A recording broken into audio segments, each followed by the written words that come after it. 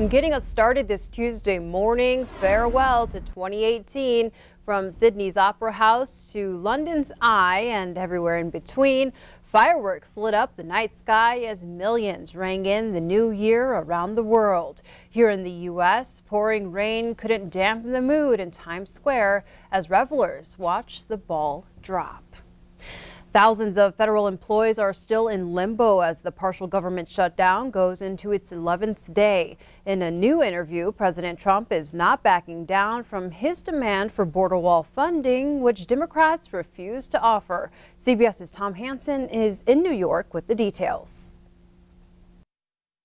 President Trump says he's ready to negotiate the end of the partial government shutdown, now in its 11th day. They can come over right now. They could have come over anytime. In an interview with Fox News, the president invited Democratic leaders Nancy Pelosi and Chuck Schumer to the White House, but he stayed firm on his demand for border wall funding. We have to have border security, and the wall is a big part of border security, the biggest part. Democrats take control of the House on Thursday. Pelosi, the likely House Speaker, is expected to quickly pass legislation to end the shutdown. But the bill includes only $1.3 billion for border security. And since President Trump wants $5 billion for a border wall, the White House says he will reject it. You know, I hear so much about the wall is old-fashioned. No, the wall is not old-fashioned. The wall is 100% foolproof. He made his point clear throughout Monday, tweeting 7 times about the wall. Senator Schumer and Representative Pelosi released a joint statement yesterday that said in part, while President Trump drags the nation into week 2 of the Trump shutdown and sits in the White House and tweets without offering any plan that can pass both chambers of Congress, Democrats are taking action to lead our country out of this mess. Until a deal is reached, 1/4 of the federal government will remain closed, and 800,000 employees will either stay home or work without pay. Tom Hansen, CBS News. And whatever Democrats pass on Thursday is unlikely to go very far. The Senate's top Republican, Mitch McConnell, warned his chamber won't send any bill to the president that he won't sign. Now closer to home, the search for a 3-year-old boy who fell into the Musselshell River was suspended last night and is scheduled to resume later this morning. Musselshell County Under Sheriff Sean Lesnick says the boy and a 5-year-old girl were along the edge of the river around 11:15 Monday morning. The boy then fell into the water and has yet to resurface. Lesnick says the conditions are very difficult to work with and that the ice is up to 6 inches thick in some places. Crews had to use chainsaws and drills to breach the ice. Cameras are being put into holes in an effort to locate the young boy. The boy was part of a group that was in town visiting the Kilby Butte Hutterite colony. The 5-year-old girl was unharmed. One man is dead after rolling his vehicle down an embankment on Brackett Creek Road in Park County. Montana Highway Patrol responded to the incident around 7 o'clock Monday morning. According to MHP Sergeant Patrick McLaughlin, the Park County man's vehicle went off the right side of the road and rolled several times down a 100-foot embankment. The man was not wearing a seatbelt and was ejected from the vehicle. He was found dead at the scene. McLaughlin said speed, alcohol, and drugs are suspected factors in the crash. Here in Billings, residential snow plowing is underway. This map you're about to see shows the plowing plan for this round of snow. It starts in the green zone in the top central portion of the map and then moves to the heights. From there, crews will work clockwise, ending in the dark purple area just below the starting point. And just a reminder, the plowing rotation changes each snowfall, so the order of this round will not be the same the next. With the growing popularity of DNA kits, one Billings legislator is pushing a bill this Montana legislative session to allow you to keep the rights to your own DNA and prevent companies from sharing it. Republican Representative Daniel Zolnikov wants Montanans to have a say in whether you share your biometric DNA. He says it mostly comes down to advertisers using your DNA to track what you buy and places you frequent.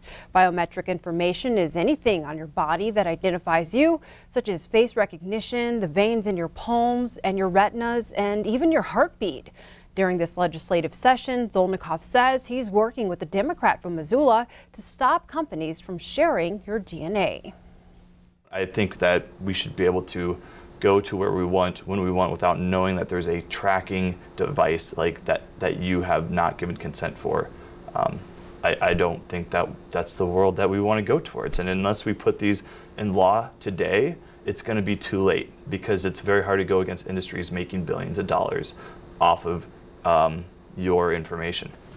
If the legislature agrees, Montana could fall in line with states like Washington that already have similar laws in place. The Montana legislature starts January 7th in Helena. And staying on the topic of new laws, the new year rings in hundreds of new laws taking effect in states across the nation. CBS's Natalie Brand has a look at some of the most interesting changes. 2019 is bringing extra cash to around 5 million workers nationwide. 20 states are raising the minimum wage. They join several others that previously boosted hourly rates above the federal standard of $7.25 an hour. Workers in California, Washington, and Massachusetts are getting a pay increase to $12 an hour this year. California and Washington are also among 6 states and the District of Columbia that increased the age to purchase long guns or semi-automatic assault rifles from 18 to 21. 2019 also brings changes in the wake of the Me Too movement. So many different people were told that they would have to have sexual relationships in order to advance themselves, and that is just disgusting. Oscar winner Mira Sorvino, who accused Harvey Weinstein of sexual misconduct, is one of several actresses supporting new California laws. One of them says employers can no longer require workers to sign non-disclosure agreements as part of a sexual harassment case. Utah is adopting the nation's strictest drunken driving limit, lowering the state's blood alcohol standard from 0.08 to 0.05. In Massachusetts, lawmakers are raising the age to purchase cigarettes from 18 to 21. And it's not just people impacted by this year's new rules. In California, a judge now has the power to decide who gets to keep the pet in the case of divorce. Judges can consider evidence like who feeds and plays with the pet. Natalie Brand, CBS News, Washington. And in Illinois, new moms may be able to get out of jury duty. A new law in that state says any mother nursing her child can be excused from jury service.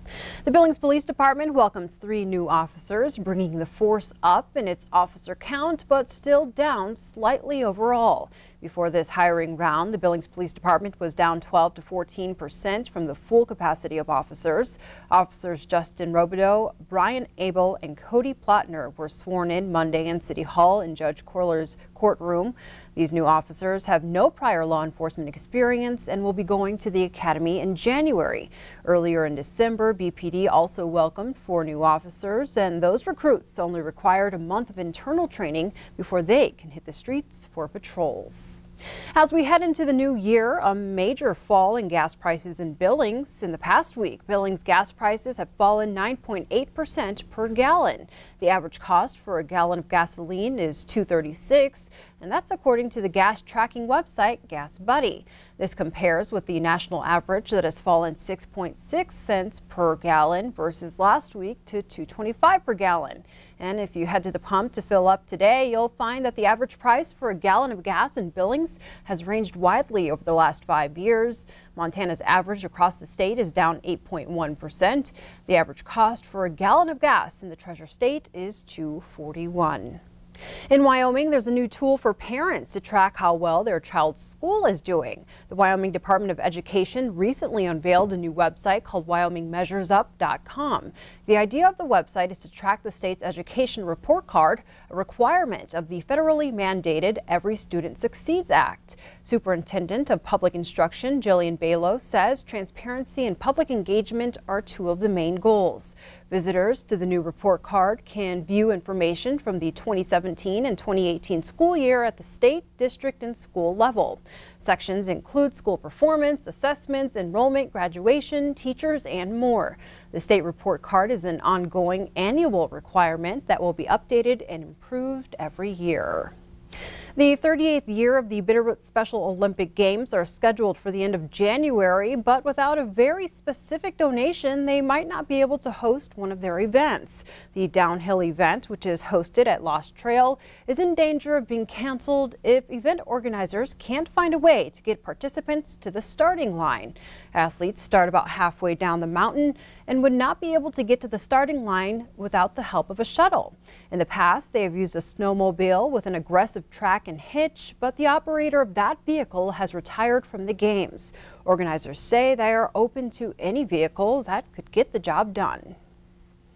Well, the specific needs for this event is a large enough machine with an aggressive track and a hitch to be able to hook onto a sled, load up a skier, and go up the face at Lost Trail. It's not a long run, but it's a fairly steep, so we would need this to happen both Tuesday and Wednesday of the 29th and 30th. And this year is especially important for the athletes because it happens to be a World Games qualifier. With the loss of the state games, local events have turned into the qualifiers. And if you would like to get some more information about what kind of vehicle is needed, you can call the number below, 360-1584.